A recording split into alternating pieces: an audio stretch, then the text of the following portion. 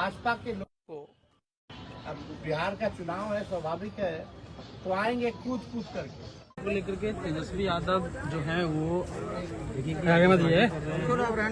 बड़ी जीत जो है सामाजिक न्याय के मुद्दे पर नरेंद्र मोदी को झुकना पड़ा। फटेगा बहुत कष्ट है। खुद तेजस्वी यादव जो है वो जो है वो आतिशबाजी कर रहे हैं। तो ये तस्वीरें जो आप सीधे जो 1 नंबर उनका आवास है वहाँ से आप देख रहे हैं।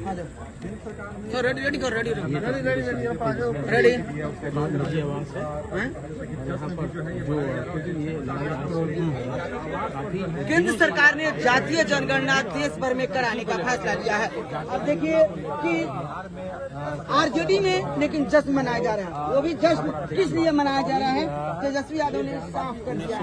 तेजस्वी यादव ने कहा है कि जब देवगढ़ की सरकार जानते हैं कि जातीय जनगणना को लेकर के आज हम लोग कर रहे हैं, और आज जो हम लोगों की बरसों पुरानी जो मांग रही, जिसकी लड़ाई हम लोगों ने सड़क, सदन, कोर्ट तक अभी भी हम लोग आज हम लोगों के बातों पर जो है और हम लोगों के मांगों पर हम लोगों का जो मुख्य लड़ाई रहा, आज उस पर केंद्र सरकार को भी झुकना पड़ा। और केंद्र सरकार ने निर्णय लिया है कि जो अगला सेंसस होगा उसमें जातीय जनगणना को भी इंक्लूड किया जाएगा। हालांकि ये केवल घोषणा है, 21 में सेंसस होना था, कब होगा ये किसी को नहीं पता है, लेकिन जो परिसीमन है उससे पहले जो है सेंसस कराना होता है। तो उम्मीद है कि ये परिसीमन से पहले ये सेंसस कराएंगे और सेंसस में जातीय जनगणना का भी एक कॉलम जो है जात का भी होगा। जो लोग हम लोगों पे आरोप लगाते थे जातिवादी लोग हैं, जात पात फैलाता है, आज उन सभी के मुंह पर जो है तगड़ा तमाचा जो है लगा है।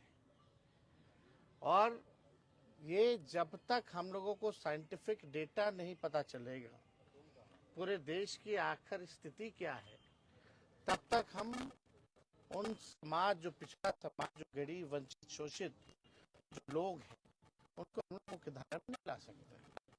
गरीब कौन है, मजदूर कौन है, कचरा कौन साफ करता, ठेला कौन चलाता है, नाला कौन साफ करता है, दिहाड़ी मजदूर कौन है, और यही नहीं कौन भूमिहीन है, कौन कितना पढ़ा लिखा है, क्या किसको कितना सरकारी नौकरी है, किस जगह है, जब तक ये नहीं पता चलेगा तब तक आप जो है लोगों के साथ इंसाफ नहीं करना है।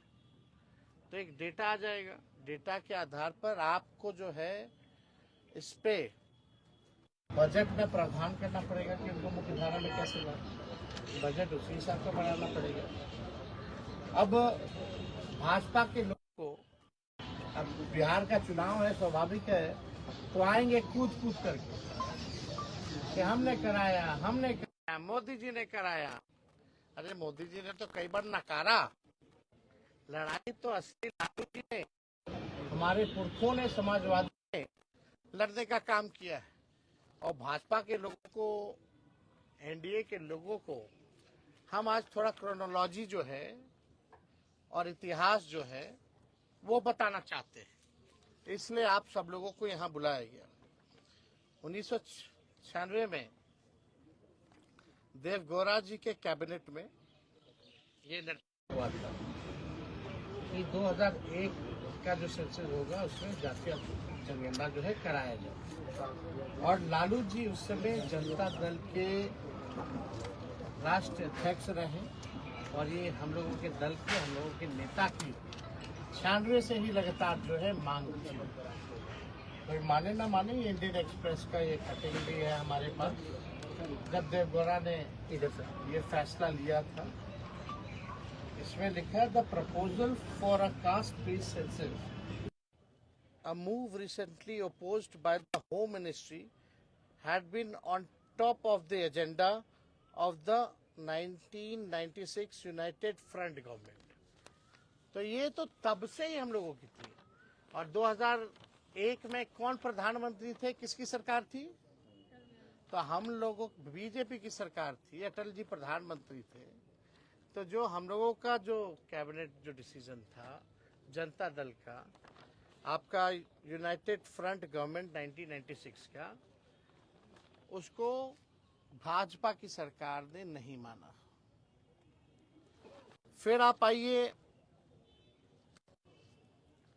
देखिएगा 26 जुलाई 2015 को लालू जी ने राजभवन मार्च भी किया था और लगातार 2016 से हम लोग 17-18 लगातार जो है जाति आधारित गणना की जो है मांग हम लोगों ने की।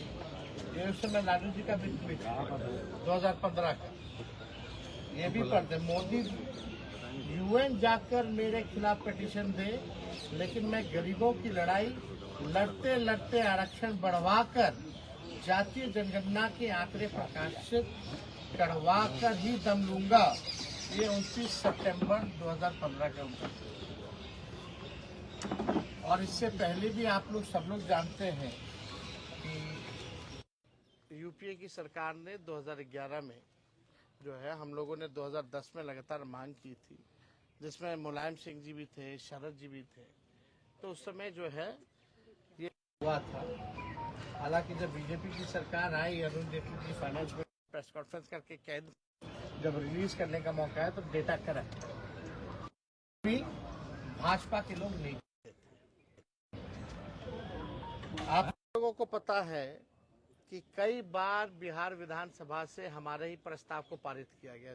जब हम लोग विपक्ष में थे, जातीय जनगणना का प्रस्ताव दोनों सदनों से पास किया गया, 18 में भी, 19 में भी, 20 में भी, 3 बार। और हमारे सुझाव पर ही पहली बार बिहार में सर्वदलीय प्रतिनिधि मंडल 23 अगस्त को प्रधानमंत्री जी से नई दिल्ली मिला। मुख्यमंत्री जी भी थे साथ में। मेरा ही 2 प्रस्ताव था कि सब लोग चलिए प्रधानमंत्री जी से मिले। जब इन लोगों ने केंद्र पार्लियामेंट में केंद्र मंत्री ने मना कर दिया था कि जातीय जनगणना नहीं कराएंगे, तब हम लोग प्रस्ताव रखे थे। तब हम लोग सब लोग को लेकर के गए थे दिल्ली। और उससे पहले 3 बार तो हम लोग दोनों हाउसों में, लेजिस्लेटिव असेंबली में भी और लेजिस्लेटिव काउंसिल में भी, हम लोगों ने 3 बार सर्वदलीय प्रस्ताव जो है पारित किए करके भेजा था। प्रधानमंत्री जी उस समय भी मना कर दिए। तभी मेरा दूसरा प्रस्ताव था, अगर नहीं कराना है तो राज्य सरकार अपने बलबूते कराएगी। तो आप देखिएगा 10 मई 2020 को हमने एनडीए की बिहार में सरकार को 72 घंटे का अल्टीमेटम दिया था। उस समय आप लोगों को याद होगा 72 घंटे का जो है हमने अल्टीमेटम दिया था कि भाई जब केंद्र सरकार ने मना कर दिया तो राज्य सरकार क्यों देरी कर रही है। तो 24 घंटे के अंदर ही हमको जो है बुला लिया गया और हम सीएम से भी उस समय मिले थे। ये बिजनेस स्टैंडर्ड का जो है आर्टिकल है। और 11 मई 2022 का Tejashwi Yadav meets Bihar CM, Nitish says caste base census assured. इसके बाद हम लोगों ने जो है 11 मई को मुख्यमंत्री से मुलाकात की, क्योंकि 24 घंटे में ही हमको बुला लिया गया जब हम 48 घंटे का अल्टीमेटम दिए थे। तो और 1 जून 2022 को जो है सर्वदलीय बैठक बिहार में पहली बार हुई। तो सारा प्रयास, चाहे राज्य सरकार ने जाति आधारित गणना कराई हो, क्योंकि राज्य सरकार कॉन्स्टिट्यूशन में राज्य सरकार सेंसस नहीं करा सकती, इसलिए हम लोगों ने सर्वे कराया था। Only central government can do census, इसलिए हम लोगों ने सर्वे कराया था ताकि कोई रुकावट ना हो, कोई दिक्कत ना हो। और सबको पता है 2 अक्टूबर जब हम लोग उप मुख्यमंत्री थे, महागठबंधन की सरकार 17 महीने की थी, तो 2 अक्टूबर 2023 यानी गांधी जयंती पर हम लोगों ने जातीय जनगणना का जो सर्वे का जो आंकड़े थे, जो रिपोर्ट था, वो प्रकाशित किया था। हम लोगों की सरकार में हुआ पहले ही बार। हमारे सांसदों ने लगातार जो है केंद्र सरकार से पार्लियामेंट में भी कई बार जो है अलग अलग मौकों पर जातीय जनगणना के बारे में पूछा। पहले प्रधानमंत्री जी बोलते थे सामाजिक विद्वेष फैलाना चाहते हैं ये लोग। अब प्रधानमंत्री जी बताएं कौन विद्वेष फैलाना चाहता है, कौन नहीं फैलाना चाहता है। करना वही पड़ा जो हम लोग कराना चाहते थे। ये हम लोगों की ताकत है कि ये काम जो है इन लोगों को करना पड़ा है। अब विश्लेषण इसका होता रहेगा कि भाई बिहार चुनाव को देखते हुए किया जा रहा है या कुछ भी किया जा रहा है। पहली बार कर्पूरी ठाकुर जी को भारत रत्न का से नवाजा जाए, इसकी मांग भी बिहार विधानमंडल की बैठक में प्रधानमंत्री आए थे तो उनके साथ हम ही ने पहली बार रखा था और उनको देना पड़ा था। लेकिन जब हम लोगों ने आरक्षण बढ़ाया, केवल रिपोर्ट आ जाए आप उस पर काम ना करें तो कैसे चलेगा। तो बिहार सरकार अब तक क्या कर रही है, उस रिपोर्ट पर पहली बार जब सर्वे हुआ बिहार में, उसके बाद पहला बजट की सरकार में अभी कुछ दिन पहले, क्या उस सर्वे का कुछ भी डेटा के हिसाब से बजट में प्रावधान किया गया या बजट बना? नंबर 1 सवाल नीतीश जी बताएं, क्यों नहीं उपयोग किया गया? जो शेड्यूल 9 में जो हमारा आरक्षण जो 65% हम लोगों ने बढ़ाया था 17 महीने की सरकार ने, महागठबंधन ने, उस आरक्षण को शेड्यूल 9 में भाजपा के लोगों ने क्यों नहीं रखा? अभी भी हमारी मांग है कि एक दिन विधानसभा चालू कर दीजिए, पार्लियामेंट एक दिन का ऑन कर दीजिए, 65% क्या 75% करके लाइए। आज हम लोग सब लोग मिलकर पास करते हैं और यहाँ से हम लोग भेजते थे केंद्र में, और केंद्र सरकार जो है उसको शेड्यूल 9 में उसी दिन डाल दे। क्या ये करेगी? क्या मोदी जी करेंगे? क्या ये नीतीश कुमार जी करेंगे? करना तो पड़ेगा ही, एक ना एक तो इनको करना पड़ेगा। अब सोचिए लालू जी की दुर्दशा को देखिए कि भाई 30 साल पहले 96 में जो फैसला लिया गया, आज मोदी जी को अमल करना पड़ रहा है। तो हम लोग चाहते हैं और अगली हमारी लड़ाई होगी, एक तो हम लोग देख रहे कि कब करा दे, और करा रहे तो रिपोर्ट का ही लोग क्या कर रहे हैं। और हमारी अगली लड़ाई होगी कि जिस हिसाब से दलित आदिवासी भाइयों का पार्लियामेंट के चुनाव में या स्टेट के विधानसभा के चुनाव में सीटें आरक्षित हैं, उसी हिसाब से हमारी सबसे बड़ी लड़ाई होगी कि पिछड़ा समाज, अति पिछड़ा समाज के लिए भी पार्लियामेंट के चुनाव में, विधानसभा के चुनाव में सीटें आरक्षित हो। और ये करवा करके ही हम लोग दम जो है लेने का काम करेंगे, और किसी भी कीमत पे इससे हम लोग कॉम्प्रोमाइज नहीं करेंगे। इसकी हिस्सेदारी है, उस हिसाब से लोगों को उनको मान सम्मान जो है, जगह जो है मिलनी चाहिए।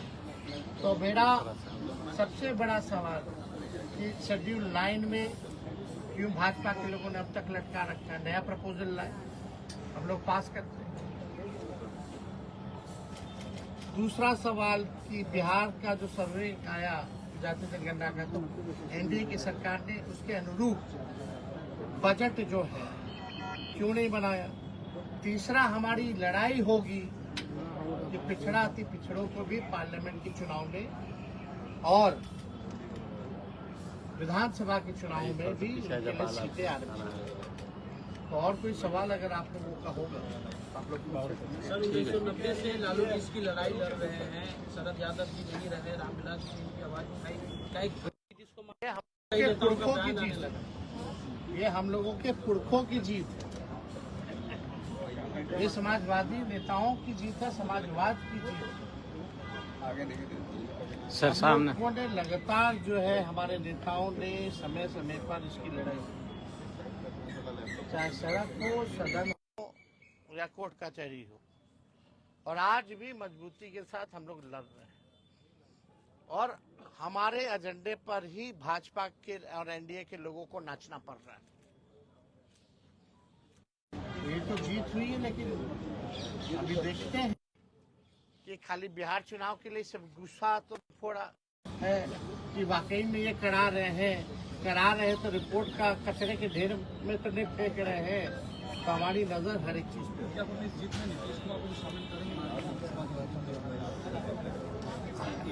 शेड्यूल लाइन में क्या नहीं करवा दी?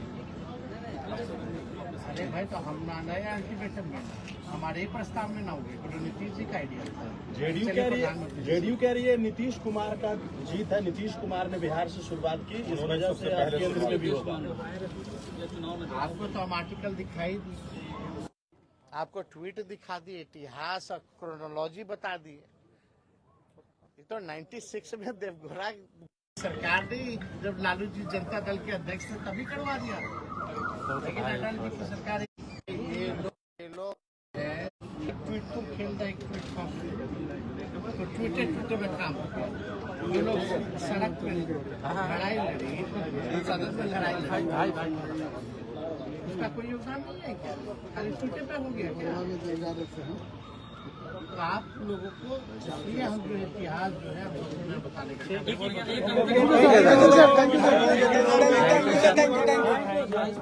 भाई क्या उसको भाई जो भी लड़ाई भी होगी, जो भी बिहार का है तो गौतम भाई भाई हमसे प्रेम होता है, बढ़ेगी तो बढ़ेगी, ठीक है।